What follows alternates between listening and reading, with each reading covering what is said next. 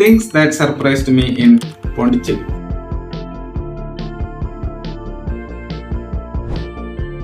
Point number 1. അവിടെ ഒരാൾ helmet ഇടാറില്ല.